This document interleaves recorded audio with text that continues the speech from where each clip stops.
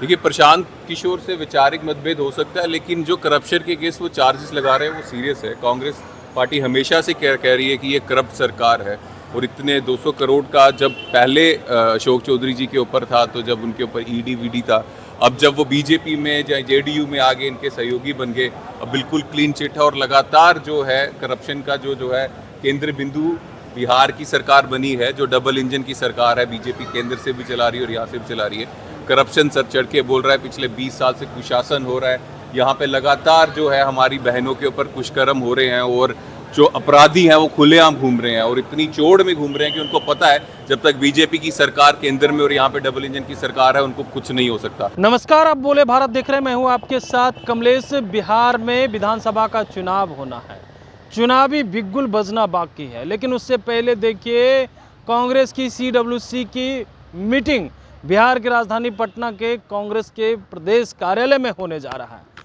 24 सितंबर को। लेकिन उससे पहले युवा कांग्रेस के राष्ट्रीय अध्यक्ष बिहार पहुंचे हैं और बीजेपी पर जमकर हमला बोलते हुए नजर आ रहे हैं। बीजेपी के लोगों ने कहा कि देखिए, जहां जहां CWC की मीटिंग करते हैं वहां वहां चुनाव हारते हैं। इस पर सीधे तौर पे कह रहे हैं कि बीजेपी को तो मिर्ची लग ही रही है, वहीं बीजेपी में इन दिनों अंतर्कलह देखने को मिल रही है।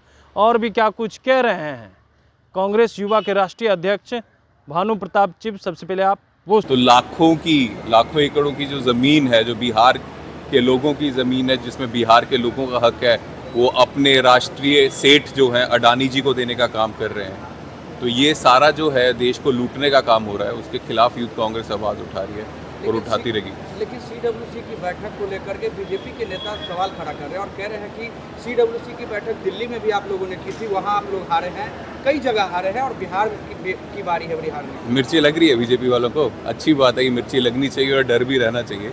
लेकिन असली बात ये है कि इन चोरों ने जो ज़मीन दी है अडानी को, 10 लाख पेड़ काटने की बात तो सिर्फ सरकार के सरकारी आंकड़े बोल रहे हैं। अगर 10 लाख ये चोर बोल रहे हैं तो सोचो 50 लाख से ज़्यादा पेड़ कटेंगे।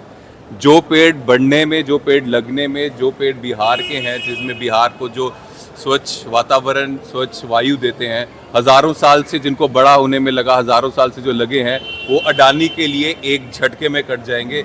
शर्म आनी चाहिए नरेंद्र मोदी को और बीजेपी वालों को। सर, बिहार के एक पूर्व मंत्री हैं RK सिंह, उन्होंने प्रशांत किशोर जो आरोप लगाए हैं अपने ही मंत्री के ऊपर, अशोक चौधरी के ऊपर 200 करोड़ रुपए की जमीन खरीदने का, इसको लेकर के आप क्या कहें? देखिए, प्रशांत किशोर से वैचारिक मतभेद हो सकता है, लेकिन जो करप्शन के केस वो चार्जेस लगा रहे हैं वो सीरियस है। कांग्रेस पार्टी हमेशा से कह रही है कि ये करप्ट सरकार है और इतने 200 करोड़ का जब पहले अशोक चौधरी जी के ऊपर था तो जब उनके ऊपर ईडी वीडी था, अब जब वो बीजेपी में या जेडीयू में आगे इनके सहयोगी बन गए, अब बिल्कुल क्लीन चिट है और लगातार जो है करप्शन का जो है केंद्र बिंदु बिहार की सरकार बनी है, जो डबल इंजन की सरकार है। बीजेपी केंद्र से भी चला रही है और यहाँ से भी चला रही है।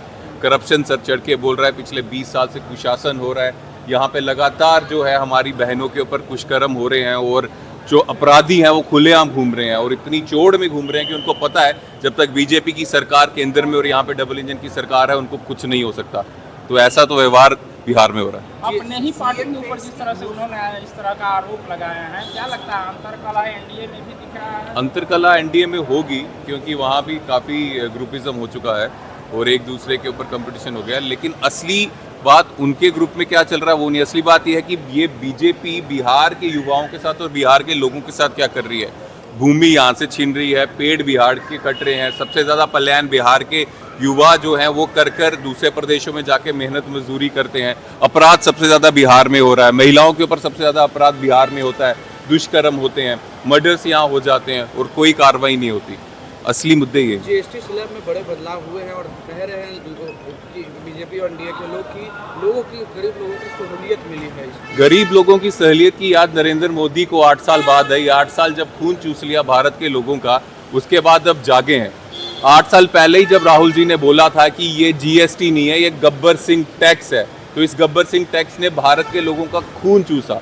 और नरेंद्र मोदी जी को अगर अपनी गलती पहचानने में 8 साल लगेंगे और 8 साल उनकी गलती का जो खामाजा है वो भारत के लोग और भारत के जो व्यापारी हैं, दुकानदार छोटे हैं, उनको रहना पड़ा, तो शर्म आनी चाहिए, इस्तीफा देना चाहिए कि 8 साल बाद आप अपनी गलती पहचान रहे हो। 8 साल जो आप नुकसान हुआ लोगों का, जो बेचारे छोटे व्यापारी थे उनका व्यापार खत्म हो गया, उसकी जिम्मेदारी कौन लेगा? नरेंद्र मोदी जी लेंगे या फिर कोई और कारण है?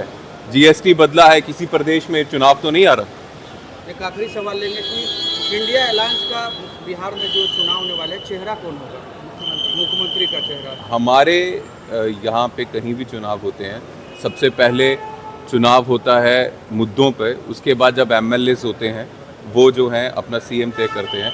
बिहार में क्या होगा वो लीडरशिप तय करेगी। तो आपने सुना भानु प्रताप चिपका कैसे जो है वो बीजेपी पर हमला करते हुए नजर आ रहे हैं। सीधे तौर पे कह रहे हैं इन लोगों को तो मिर्ची लग रही है ना, इन लोगों में अंतर कला है, देखिए आगे आगे क्या होता है। लेकिन इस तरीके से सीडब्ल्यूसी की मीटिंग बुलाई गई है और उसमें एक बड़ा फैसला होगा। वहीं मुख्यमंत्री चेहरे को लेकर के गोल गोल घुमा करके जवाब देते हुए नजर आ रहे हैं और कह रहे चुनाव के बाद तय होगा।